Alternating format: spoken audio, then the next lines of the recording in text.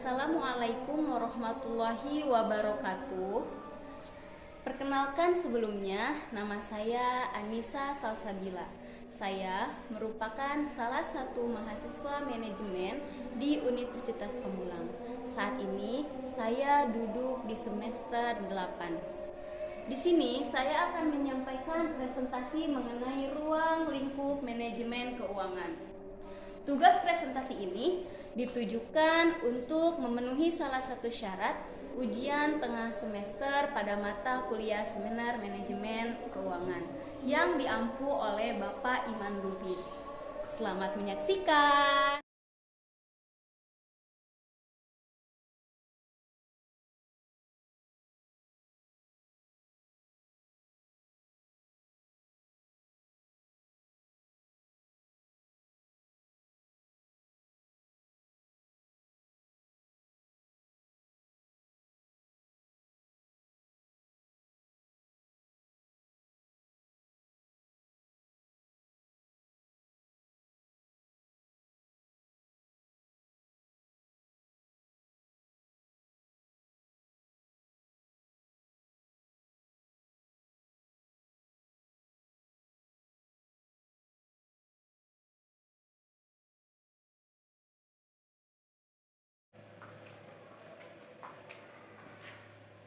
Baik, sebelum ke materi inti, alangkah lebih baiknya kita memahami dulu apa sih yang dimaksud dengan pendanaan.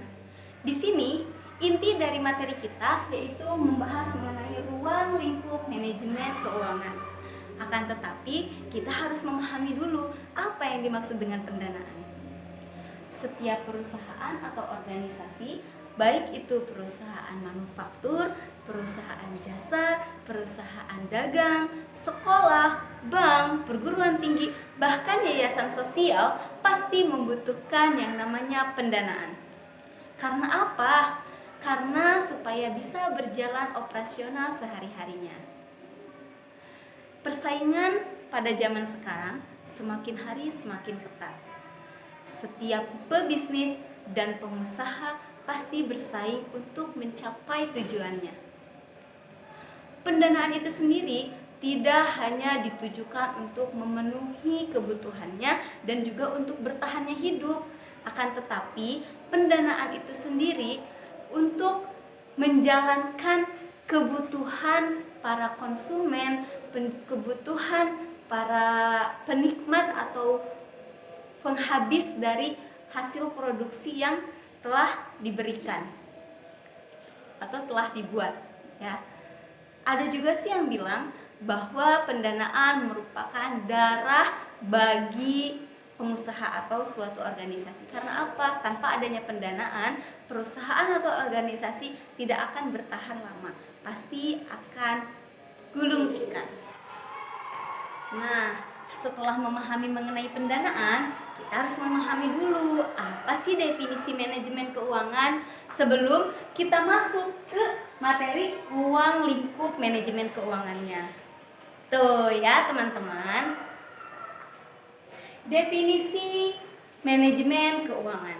Menurut Sutrisno, manajemen keuangan adalah semua aktivitas perusahaan yang berhubungan dengan usaha-usaha mendapatkan dana perusahaan, baik itu secara efektif ataupun efisien, untuk mendapatkan dana perusahaan dengan biaya yang murah, serta usaha untuk menggunakan dan mengalokasikan dana tersebut secara efisien. Dapat disimpulkan bahwa manajemen keuangan adalah proses bagaimana mengelola suatu dana pada suatu organisasi supaya bisa berjalan organisasi tersebut. Baik, setelah tadi memahami mengenai pendanaan, lalu memahami mengenai apa sih definisi manajemen keuangan, sekarang kita masuk ke inti pembahasan, yaitu mengenai ruang lingkup manajemen keuangan. Di sini, ruang lingkup manajemen keuangan dibagi menjadi 3 bagian. Yang pertama, yaitu ada keputusan investasi, yang kedua ada keputusan pendanaan, yang ketiga ada keputusan dividen. Pertama, kita akan bahas mengenai keputusan investasi. Apa sih keputusan investasi itu? Seperti apa berjalannya gitu. investasi pada aset tetap yang biasa disebut sebagai capital budgeting, dan investasi pada aset tetap yang biasa disebut dengan modal kerja atau working capital. Paham ya? Selanjutnya kita akan membahas mengenai keputusan. Baik, kita lanjutkan ya. Kita akan melanjutkan ruang lingkup yang kedua, yaitu mengenai keputusan pendanaan. Apa sih keputusan pendanaan itu? Nah, keputusan pendanaan ialah keputusan yang berkaitan dengan peningkatan keuangan perusahaan yang berasal dari berbagai sumber. Keputusan keuangan ini sudah termasuk jenis sumber keuangan, periode pembiayaan, lalu biaya pelaksana, dan juga imbal hasilnya. Paham ya? Nah, yang terakhir, ruang lingkup yang ketiga, kita akan membahas mengenai keputusan dividen. Ruang lingkup yang ketiga, kita akan membahas mengenai keputusan dividen. Apa sih keputusan dividen itu? Kira-kira caranya gimana ya, cara pembagiannya? Oke, saya akan sedikit menerangkan, mudah-mudahan bisa dimengerti sama kalian semua. Jadi, keputusan dividen ini yakni seorang manajer keuangan harus bisa mengambil keputusan yang berkaitan dengan distribusi laba bersih. Nah, laba bersih ini dibagi menjadi dua. Yang pertama ada dividen untuk pemegang perusahaan atau pemegang saham, dan yang kedua yaitu laba yang ditahan. Bisa dipahami ya? Nah, baik. Oke, baik. Selanjutnya kita akan membahas mengenai fungsi manajemen keuangan. Di sini ada beberapa fungsi manajemen keuangan. Kita akan bacakan dulu. Yang pertama, estimasi kebutuhan modal.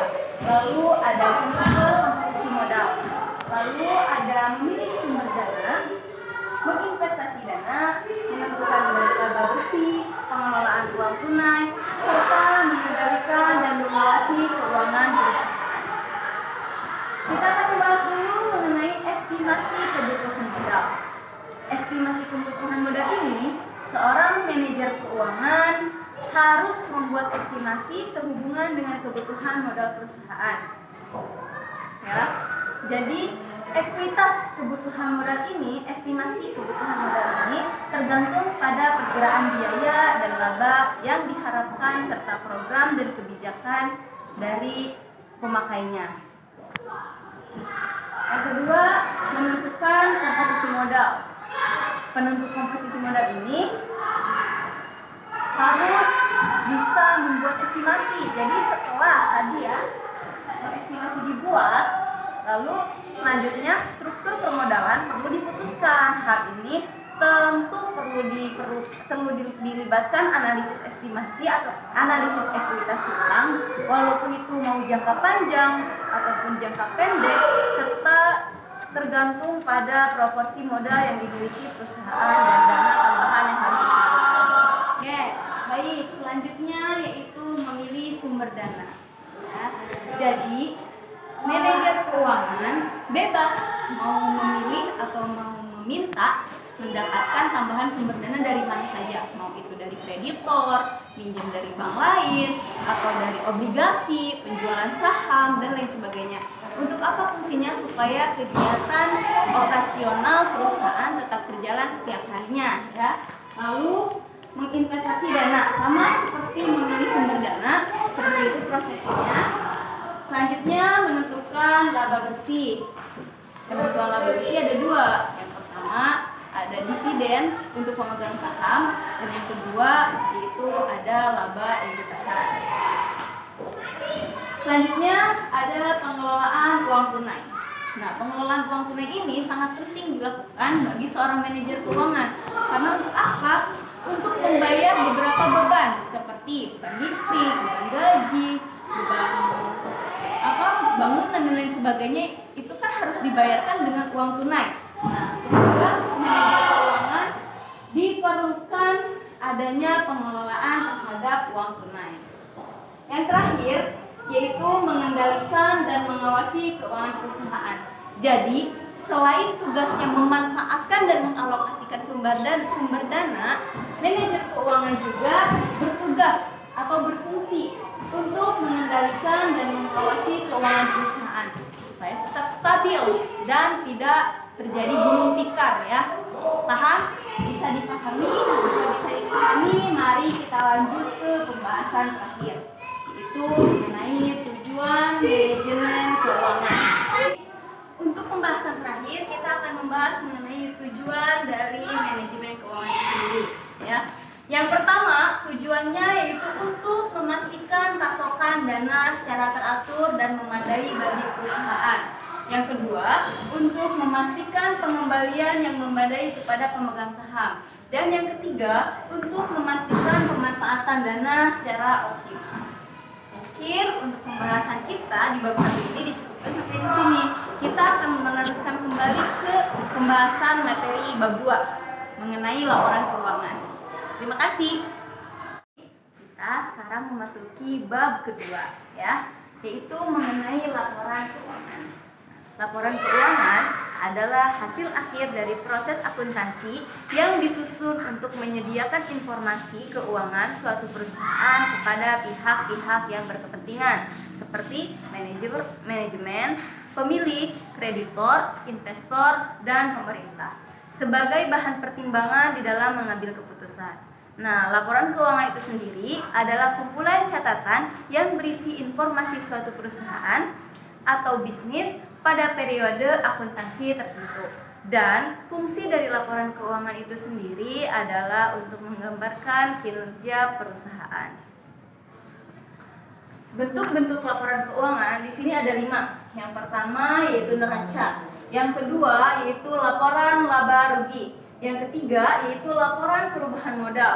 Yang keempat, laporan arus kas. Dan yang terakhir adalah catatan atas laporan keuangan.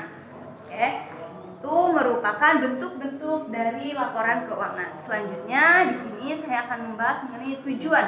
Apa sih tujuannya dari laporan keuangan ini? Nah, tujuan dari laporan keuangan ini yaitu untuk menyediakan informasi yang menyangkut tentang posisi keuangan, kinerja, serta perubahan posisi bagi sejumlah besar pemakai dalam pengambilan keputusan. Jadi tujuan itu untuk memenuhi kebutuhan bersama sebagai sebagian besar pemakai. Di sini saya akan membahas mengenai 3 macam saja, yaitu mengenai neraca, laporan laba rugi, dan juga laporan perubahan modal. Apa sih yang dimaksud dengan neraca? Neraca itu sendiri adalah sistematis laporan keuangan tentang aktiva, hutang, dan juga modal yang dimiliki oleh perusahaan pada periode tertentu. Sedangkan laporan laba rugi ini merupakan laporan laba rugi atau laporan keuangan suatu perusahaan dalam periode tertentu, apakah mendapatkan laba atau keuntungan atau malah mendapatkan kerugian ya. Selanjutnya laporan perubahan modal. Laporan perubahan modal ini maksudnya untuk melihat dari setiap periode apakah modalnya itu bertambah atau berkurang. Jadi kita melihat melalui laporan perubahan modal itu sendiri. Supaya tidak bertele-tele, kita langsung saja ke contoh soalnya ya.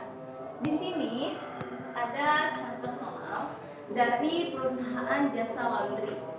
Jadi pada tanggal 31 Desember 2010, perusahaan jasa laundry Assalam menyajikan data keuangan sebagai berikut ya. Di sini kasnya yaitu sebesar 1.218.000. Kenapa di debit? Karena kas merupakan aktiva lancar. Jadi ada 5 akun. Yang pertama ada akun aset atau harta, yang kedua ada hutang, ada modal, ada pendapatan, dan ada beban. Ketika beban dan harta ini bertambah, maka letaknya di debit. Dan ketika hutang, modal, juga pendapatan bertambah, letaknya di kredit. Jadi ketika aset dan beban bertambah, maka letaknya di debit, dan berkurang letaknya di kredit. Sedangkan kebalikannya, ketika hutang, modal dan juga pendapatan bertambah, letaknya di kredit, dan ketika berkurang letaknya di debit. Lalu di sini perlengkapan sebesar misalnya 495.000 ya perlengkapannya. Lalu peralatannya sebesar 27.600.000 dan akumulasi penyusutannya sebesar 2.410.000.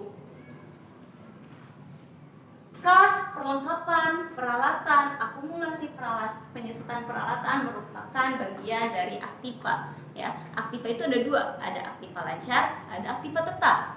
Aktiva lancar adalah harta yang mudah dicairkan dalam bentuk tunai atau uang. Ya, contohnya kas di bank, lalu sewa dibayar muka, piutang, itu maksudnya ke kas lancar atau maksudnya ke aktiva lancar ya, atau ke aset lancar. Sedangkan untuk aktiva tetap itu merupakan harta yang berbentuk gitu, yang berbentuk ada wujudnya seperti tanah, bangunan, mesin, peralatan, dan lain sebagainya. Dan untuk peralatan sama akumulasi peralatan itu letaknya ada di aktiva tetap. Pertanyaannya, akumulasi peralatan kan adanya di aktiva, kenapa letaknya di kredit? Bukankah aktiva ketika bertambah itu letaknya di debit? Nah, ini pengecualian ya, karena akumulasi penyusutan peralatan letaknya di kredit, pasti adanya penyusutan dari penggunaan barang yang ada gitu ya. Jadi peralatan mengalami penyusutan sebesar 2.410.000. Hutang usaha atau likuiditas. Berapa sih hutang usahanya? 1.365.000. 1.365.000 ada di sisi kredit ketika bertambah, dan juga modal usahanya sebesar 17.682.000. 17.682.000. Fright itu apa? Fright itu kebutuhan pribadi, ya. Kebutuhan pribadi sebesar 1.250.000. Sebesar 1.250.000. Pendapatan merupakan uang yang kita dapat dari hasil penjualan yang ada gitu, yang kita jual. Berapa sih besarnya? Ada 24.915.000. Letaknya di sisi kredit. 24.915.000. Beban gaji, beban sewa, beban iklan, beban lain-lain sebesar 7.920.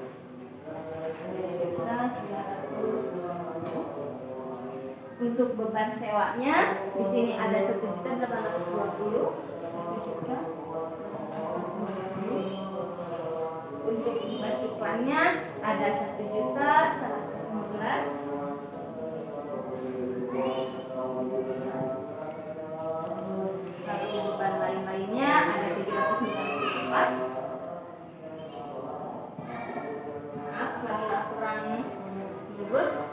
Beban perlengkapannya 1.570.000.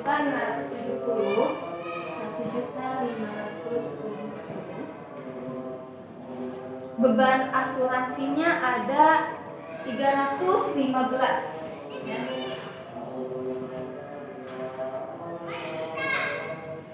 315. Lalu ada beban penyusutan sebesar 1.810.000. Dan juga hutang gaji sebesar 85.000. Hutang gaji letaknya ada di sisi kredit ya. Yang diperintahkan di sini, yang pertama membuat laporan laba rugi. Yang kedua membuat laporan perubahan modal.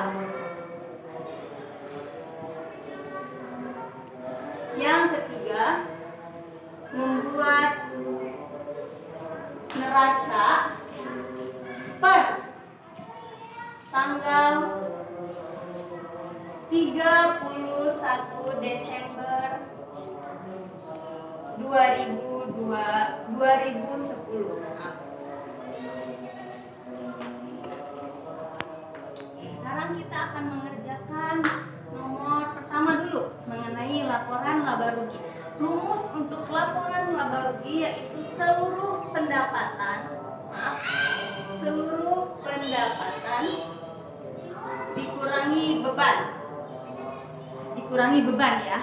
Kita lihat pendapatan pada tanggal 31 Desember 2010 pada perusahaan jasa laundry Asalan itu sebesar mana? Ini pendapatan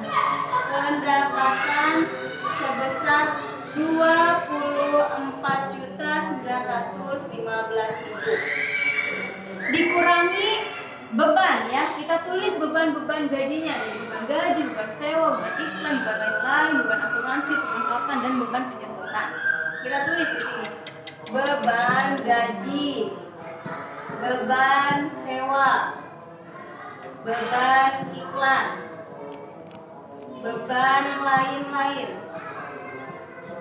beban perlengkapan. Maaf tulisannya buru-buru ya.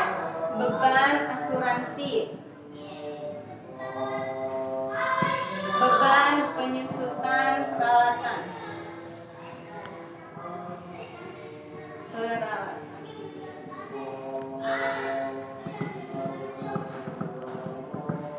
Tadi beban gaji sebanyak 7.920.000, beban sewa 1.820.000, beban lain-lain beban iklan 1.115.000,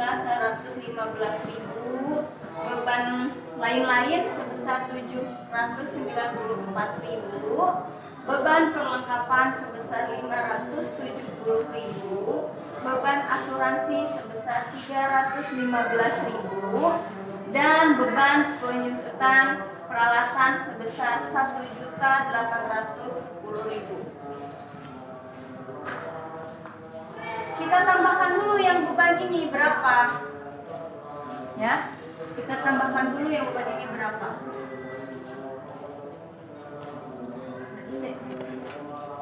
Tadi setelah dihitung seluruh pendapatan sebesar 24.915.000 dikurangi seluruh beban ya, seluruh beban dari beban gaji sampai beban penyusutan peralatan dijumlah menjadi 15.344.000. Jadi untuk mendapatkan laba bersih yaitu 24.915.000 dikurangi 15.344.000. Hasilnya adalah 9.571.000.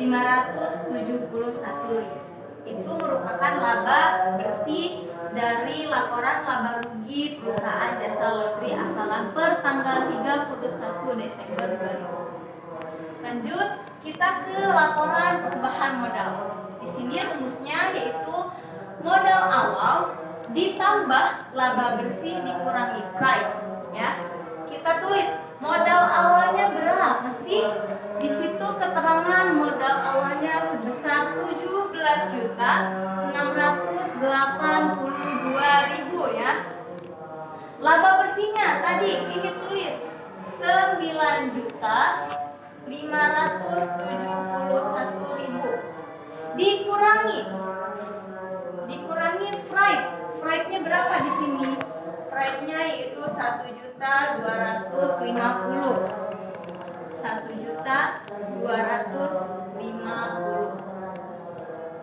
Berarti penambahan modalnya sebesar 8.321.000. Sehingga modal akhirnya bisa langsung ditambahkan. Modal akhirnya sebesar 17.682 ditambah 8.321. Maka modal akhirnya akhirnya sebesar 25.433.000. Ini merupakan laporan perubahan modalnya. Yang terakhir yaitu neraca. Neraca itu kan sistem penyusunan antara aktiva dan pasiva. Kita masukkan akun-akun aktiva. Tadi aktiva lancar ada kas, lalu ada perlengkapan ya.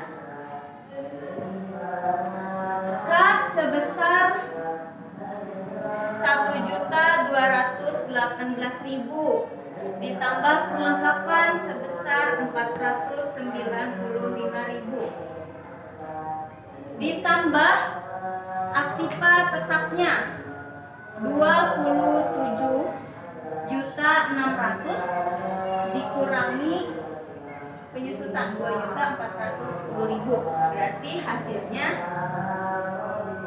peralatan dikurangi akumulasi peralatan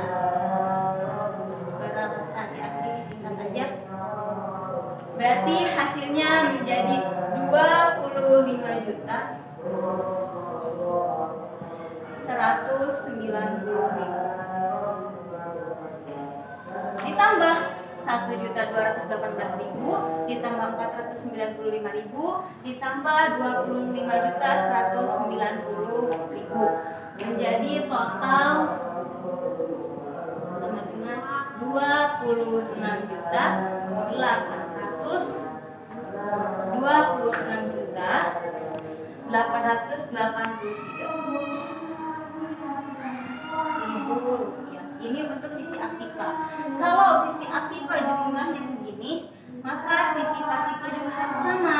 Sisi pasiva harus sama mendapatkan total 26.883.000. Caranya dengan menambahkan hutang perusahaan, hutang dan juga modal. Di sini hutangnya ada hutang usaha di sana sebesar 1.365.000. Ada juga hutang gaji sebesar 85.000. Lalu ada modal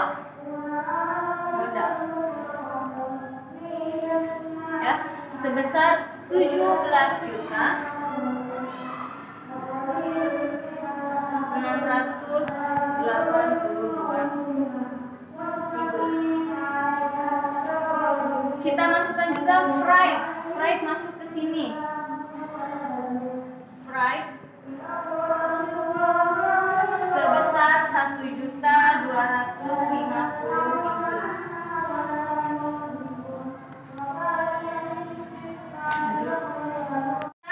Lanjut ke sisi pasiva. Sisi pasiva ini merupakan penambahan dari likuiditas ditambah ekuitas atau hutang ditambah modal. Di sini hutang usaha ada 1.365.000 ditambah hutang gaji sebesar 85.000 ditambah juga modalnya bukan modal yang di awal ya, tapi modal dari hasil laporan perubahan modal ini, yaitu sebesar 25.433.000. Sehingga total dari akun pasiva ini menjadi 26.883.000. Balance dengan akun aktiva. Apabila akun aktiva dan akun pasiva sudah balance, berarti laporan keuangannya sudah benar. Baik, mungkin penjelasan saya dicukupkan sampai di sini. Mohon maaf apabila masih banyak sekali kekurangan dan kesalahan. Diminta untuk melapangkan dadanya dan dimaafkan atas segala perkataan saya. Wabillahi taufiq wal hidayah. Wassalamualaikum warahmatullahi wabarakatuh. Teman-teman, terima kasih telah menyaksikan video penjelasan presentasi dari saya. Mohon maaf apabila masih banyak kesalahan dan dukung terus saya untuk bisa tetap berkarya. Selamat menyaksikan dan terima kasih.